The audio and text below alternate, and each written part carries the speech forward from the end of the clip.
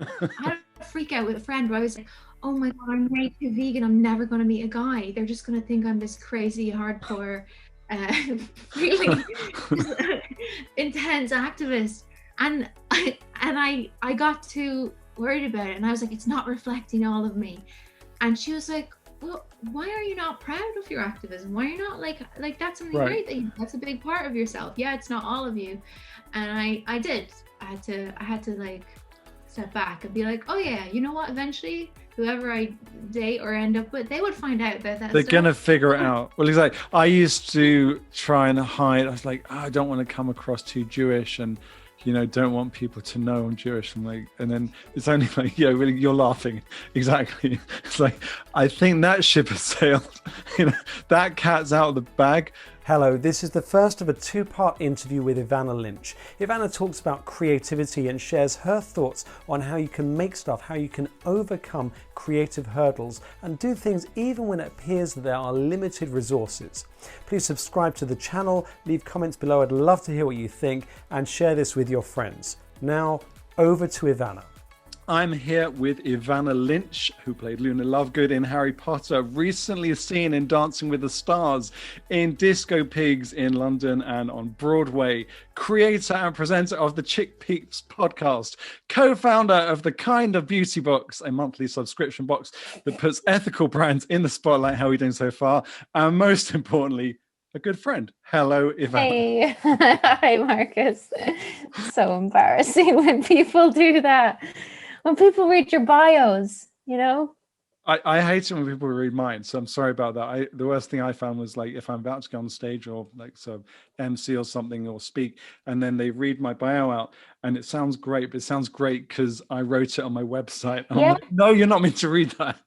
Exactly. And it's fine when you write it because you want people to get the full scope. But when it's someone like reading it in an introduction and the audience is just sitting there like for 2 minutes, you're like, oh, this just makes me look like I'm like desperate and I have an inferiority complex. Well, I wrote it, so you don't. Anyways, no, it was fine. It's just funny. It's awkward. That's why it makes me laugh. Yeah. No, I get it. I get it. So thank you for making time. I know you're very, very busy at the moment. Oh, good. We're now we're almost a year into the whole corona situation, and certainly over in Britain, lockdown number 3. And one thing which I was really thinking about was younger artists, people who plan to go to drama school or dance school or get out there, begin auditioning, start making their films, starting putting their projects in, and suddenly everything is on hold.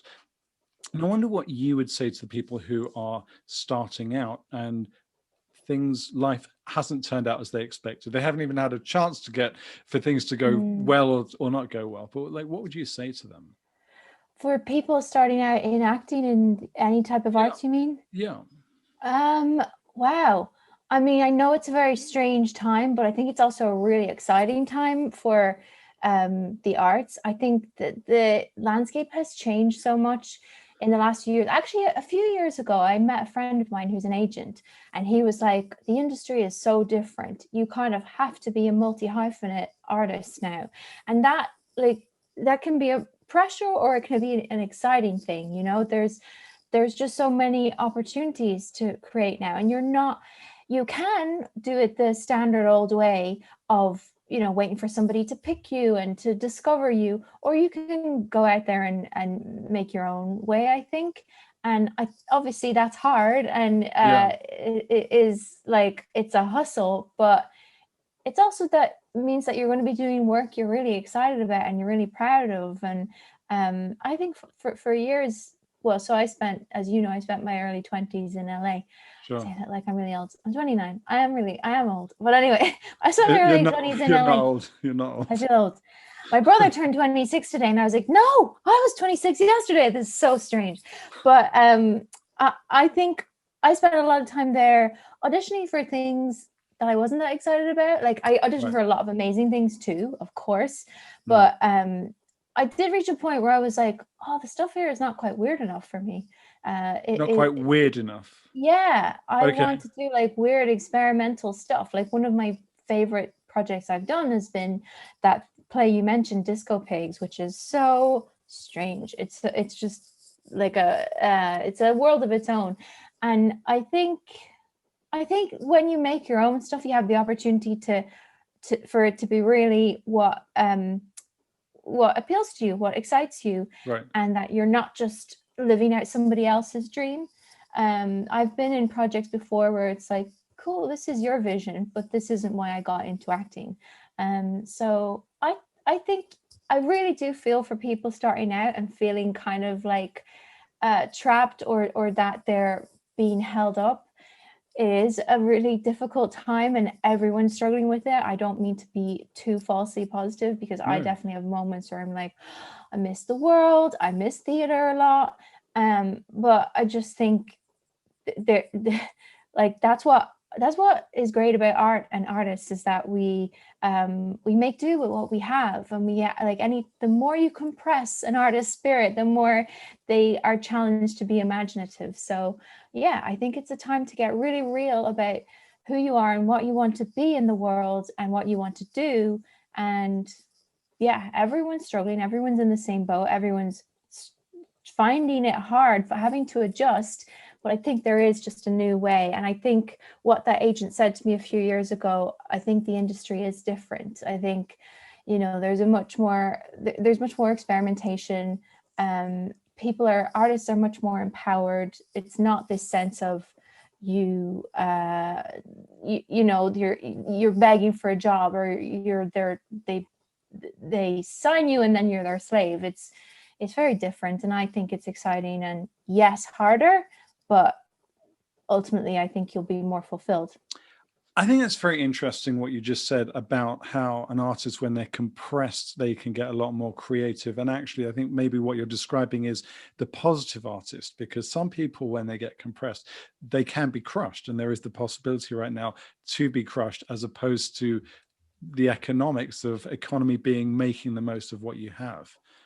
So what might you say to someone who's feeling like it's too much? How can I do it right now? Let's say as someone who's an actor who hasn't written anything, and they think, well, I haven't got a theater, or I can't put something on, or I can't write. Like, where would someone find the creativity or become aware of their creativity?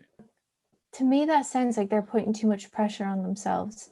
And I think that there's this pressure to constantly be productive.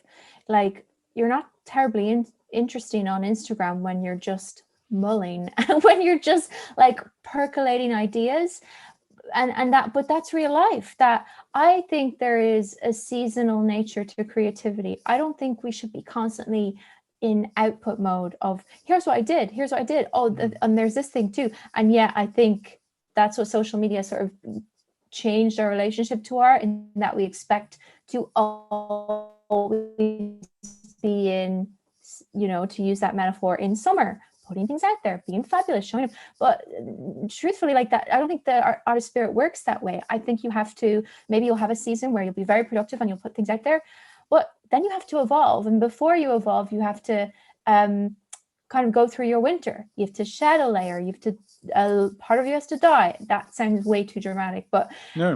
I don't subscribe to that model of,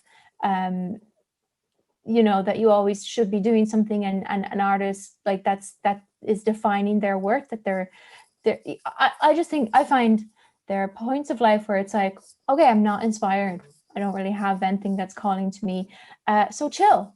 Just do something that will make you feel peaceful. Learn to knit, learn a language. I don't know. Just I think that, to me, what you're describing, it sounds like the person is putting too much pressure on themselves to be inspired. And I don't see inspiration as an airy-fairy thing either. I do fully understand showing up and being disciplined, and sure. Then work comes, it's not just of a novel hits you and you go to your computer and you just transcribe it from this place of the divine. It's not, I don't see it like that at all. But I think, just from my experience, anytime I felt really like creatively tired, or like there's nothing happening, or I'm just depressed, back off, go chill and just do something that is more going to fill you up. I think that's actually something that's often talked about in, in The Artist's Way, that book. Yeah. And she talks about like bringing yourself on having the dates. artist date once a week. Yes, Absolutely. which is not the easiest at the moment, of course, but there are ways, definitely. Like, there are so many amazing books in the world and shows and so many things you can learn. So yeah, I would say if you're going through a period where it's just, you just don't like anything and you don't feel inspired, just relax and do something that's going to fill you up again. I mean, how long have you been doing The Artist's Way for? Or when did you first get into that? I didn't complete the book because I couldn't keep up the morning pages. And then I felt bad. I liked them, but I'm not a morning person. I think that book is for morning people. Yeah, that's fair enough. Fair enough. Yeah. But I liked some of the ideas in it. I did find a lot of it useful. Yeah. As an artist, how do you, or as just a person, how do you manage that in terms of keeping it going, keeping the output going, even when you might not be in the mood? Like, let's say it's a winter season as opposed to a summer season. Yeah. How do you make sure, like, how do you sort of frame your content? I find that really hard. I do. It doesn't come naturally to me as well, because I live on my own and I see like someone every 2 weeks at the moment because of lockdown. So yeah, I don't have anyone to like take funky pictures with or anything. And I do feel that pressure. And I am definitely more I think I'm in like a spring season of my creativity where I'm working really hard at something that I'm excited to share with the world, but I'm nowhere near ready yet. It's going to be many months of just working. And yeah, I do feel pressure of like, oh, I'm being boring. Oh, people think I've given up on life. or I run I co-own a business with a few friends, Kind of Beauty, and I do get anxiety of like, oh my God, people think I'm just this person who sells stuff online. And like, I'm really passionate about the business, but I still want, I'm much more of an artist than a business person. So yeah, I have a lot of issues around that, but I think that's it, when your ego is taking over, and I try not to care. And if I'm online too much, I do care too much. I do start thinking, but I think I have like a limit on my phone. I think it's 45 minutes online, so just then it switches off. It doesn't switch off, but it tells me off. It's like, get offline, and that I try and stick to that, because it's kind of meaningless.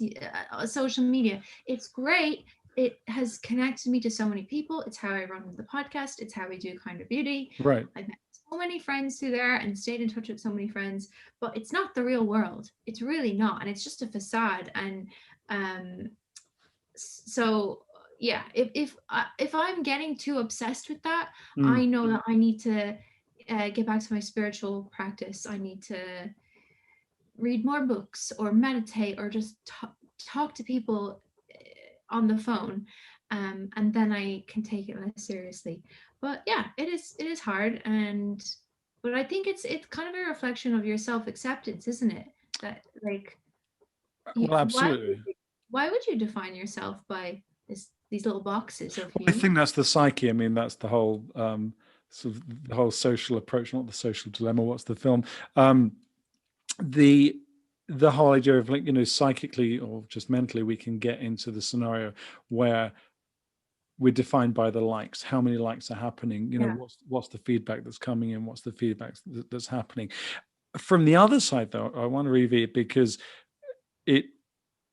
for the fans, for the younger people who are following you, or even the contemporaries, who are seeing how you're dealing with stuff, like, that you do have a platform and actually your words can be meaningful and really can be a game changer. It does scare me how many people, like just yesterday I logged on and I saw I have 3.5 million followers. And I was like, what? It was like 3.3 the other, a few months ago.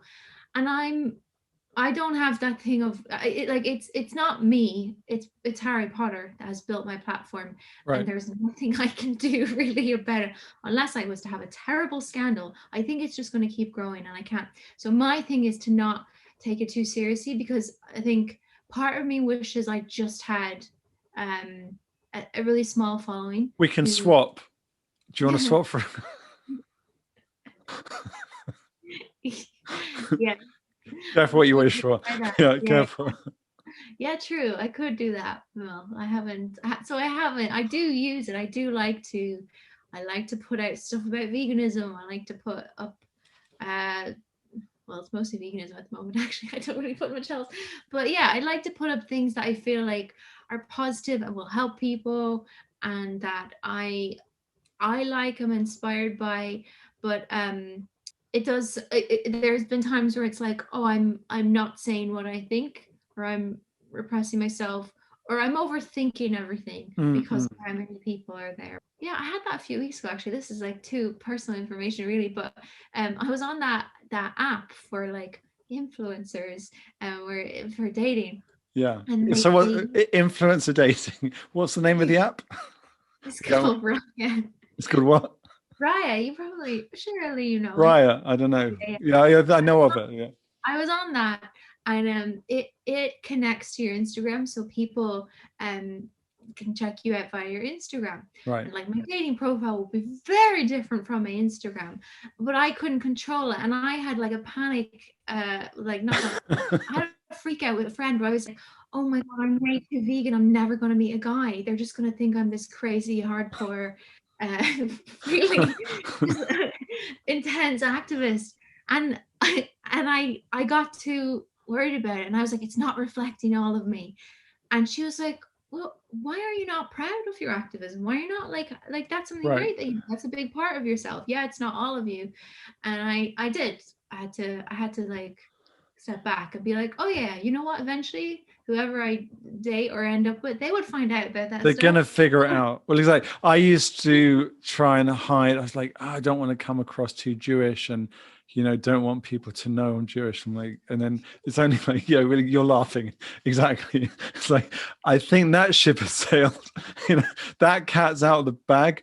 But it's the question of, it's like the question of, am I going to be accepted? Like, am I okay? Is it, is it okay? Am I enough? Or it's not even, am I enough? Am I too much? Yeah. And it's hard because like people do make snap judgments, and the pictures do create impressions. Like I would be that way about if somebody's dating profile, if they're taking too many selfies, I'm like, oh, so vain. But they might just, that might be their self-love practice. So it is hard because you're like, yeah, people make judgments, but I think you have to trust that the right people, the right soul connections will happen despite your social media presence. Absolutely. Like, it's a complex world. This didn't exist our parents' generation, grandparents' generation. There are a lot of things to navigate. A lot to navigate. So in terms of things which are complex to navigate, now working it back to the artist's question, what would you say to the artists who wonder, okay, shall I call it quits? Like, how long is too long without getting quote unquote success? But what do you say to the people who haven't had the break? I don't like that concept of the break. Great. I think that's too much giving your power away. Okay. And, people would probably say my break was Harry Potter, or I don't know if it's even come yet, my break. I don't know. But I wouldn't consider that opened a lot of doors, but artistically it wasn't where I kind of found myself or found my voice or any of that. And I don't know, it's just like it's too limiting. I think that the artist doesn't. I think the break can actually be really dangerous because it locks you into a thing.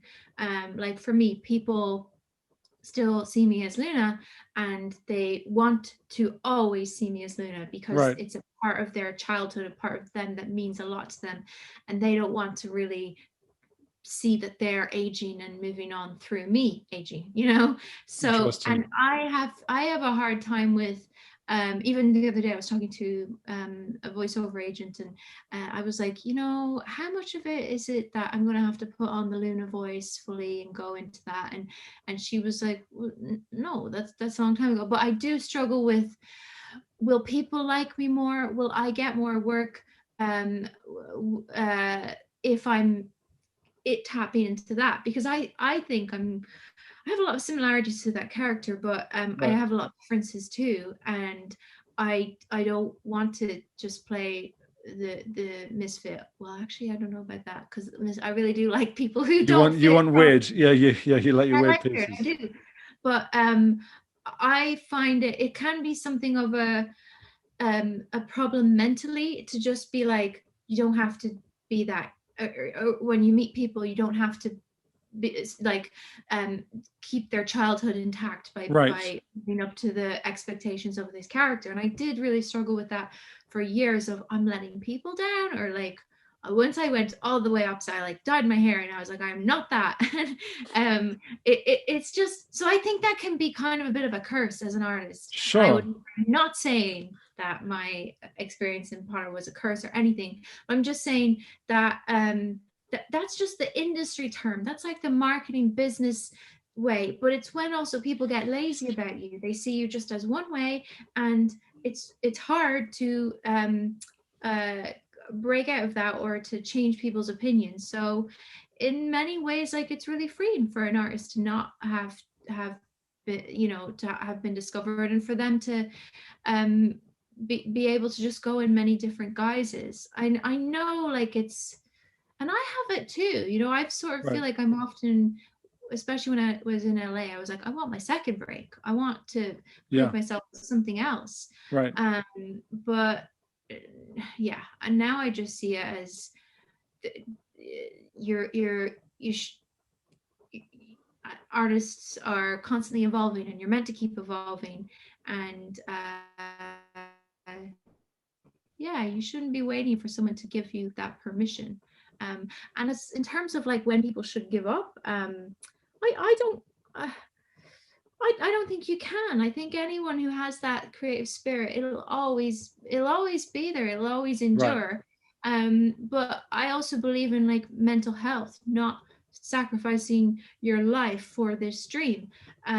So because there are people who have that real romantic idea of, like, Vincent van Gogh, who was a true artist but only sold, was it one or two paintings? It's one of Sounds those. horrific. I mean, yeah, from his Yeah, perspective, I don't know what his life and was he like, blew but his brains out, and it's like, is right. that worth it? Do you want to be like, don't you want to be happy too? And I'm somebody, I want to be happy, and I want to have a life, and Yeah. I don't subscribe to that idea that my worth is defined by my work and my output. So yeah, I would say it's always going to be there. You're always going to be, but I think you should look after yourself and your life too. Like, Mental health business makes me think of Los Angeles. And with everything that's going on, the sort of the craziness, the beauty, and if I remember, so when you landed in LA, was it your first trip when I picked you up from the airport with your sister? Was that when you were moving over? yeah, So when was that? When you 2011. Yeah, okay, so I'd already been I there. didn't Like, have a visa.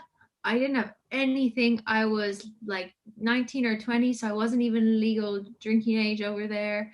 And I had, obviously, in the UK it's 18, so it's right, a bit, right. yeah.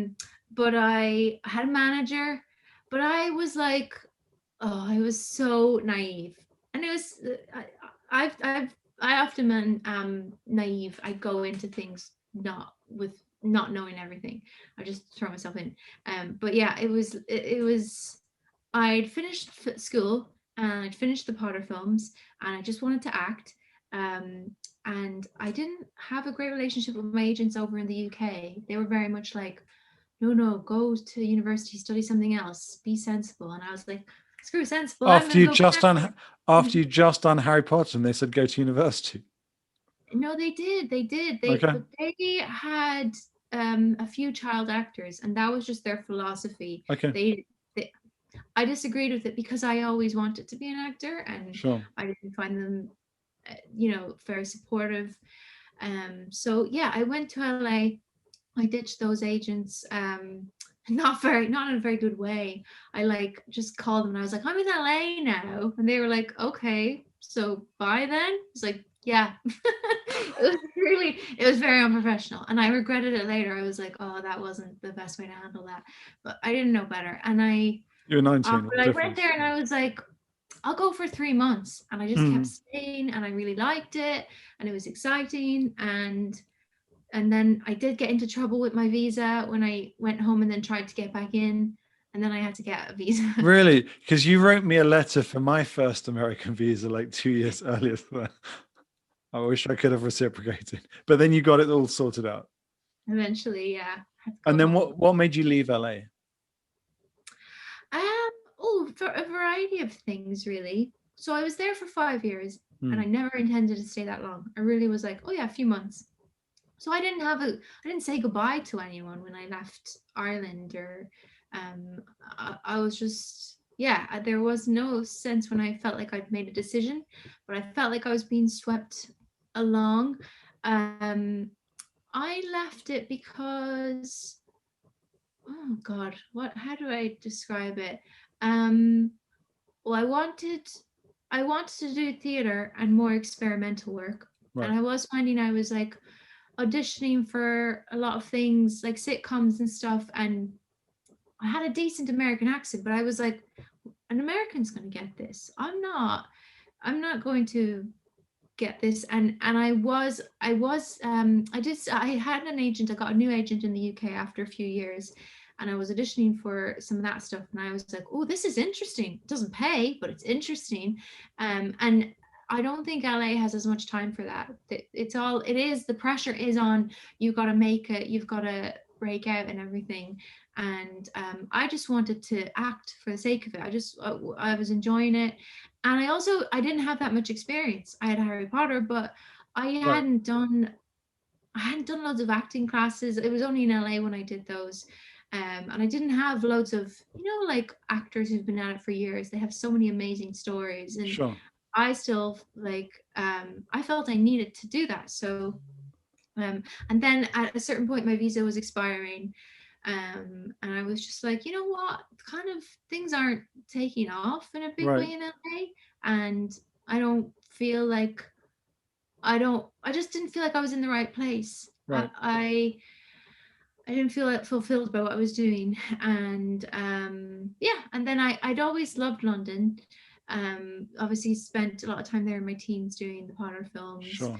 And I wanted to do more theatre. So yeah, moved to London in 2016. And how's it been? I love it. So I miss the weather in LA. I miss how everyone's obsessed with health. I think that's great. And I do miss acting class in LA, but I feel a lot more grounded here. Yeah. I feel, I like that I'm closer to my family. So they're like an hour away on the plane. Which is perfect. Right. Yeah. But they're still far enough away. Yeah. No, I love them, but like I found 6,000 miles was a good balance with my family. But now I'm 20 minutes drive, so it's good. That's good too. No, it was too much for me being far away from them in LA, because like the time difference makes your relationship change. Your mom is no longer the person you can call when you're freaking out, because she's asleep. Wake her up. But yeah, but it changed my relationships, and I feel like coming back to London, it's brought back a closeness to my family that I really value and that I missed. And I also just like, so I'm writing a lot now at the moment. And I was saying to a friend the other day, I'm working on a book. I don't think I could write this book in LA, because in LA, there's this sense of you always got to be doing something. And when you're not working on something, you got to be networking, you got to be out there. And a book, like writing, needs a lot of space to breathe. And absolutely, you're sitting in an office, or sitting at a desk, or wherever you write, and you're just by yourself, and you don't know if it's any good or if anyone is going to like it, but you just got to stick with it. And I found the pace of LA of like, what's next, what are you up to? I couldn't get enough stillness and quiet to do something like this. So yes, I feel much more grounded, and I'm really happy for my experiences there. And I'm happy for the friends I have there. I know, like, I've kind of got a base if I need to go back at any point. But I think London is where I'm I feel really centered and happy. Thank you for watching. I hope you've enjoyed this interview. Make sure you check out the second part where Evanna discusses how acting and drama helped her along the road to healing an eating disorder. It's very moving and very profound what she has to say. Please subscribe to this channel, write some comments below. I'd love to hear what you think, and I look forward to seeing you at the next interview. Bye-bye.